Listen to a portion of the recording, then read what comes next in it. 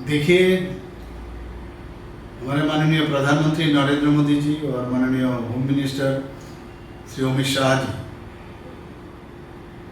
जिस तरह ये JNK में अर्थात जम्मू एंड कश्मीर में जिस तरह शांति का वातावरण ये वहाँ पर कायम किया है, उसको देख के ये टेररिस्ट वाले ये बारबारिक अटैक उन्होंने किया। उन्होंने सोचा 370 और 35A जब विलुप्त किया उसके बाद से बहुत टूरिस्ट जा रहे थे वहाँ, तो टेररिस्ट तो समझ रहे हैं ये तो, और वहाँ का जो वातावरण इतना अच्छा हुआ, प्लस वहाँ का सोशियो इकोनॉमिकल स्टेटस भी ज़्यादा हो गया।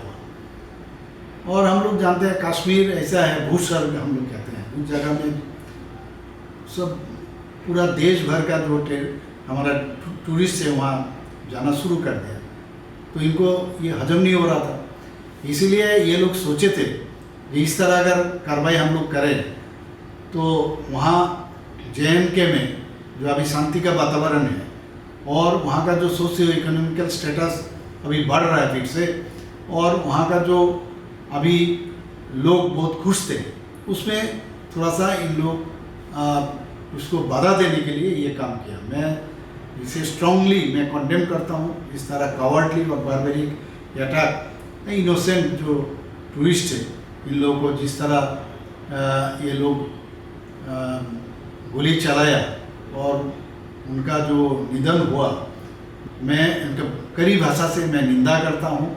मेरे तरफ से और मेरे पूरा त्रिपुरावासी के तरफ से समवेदना रहेगा।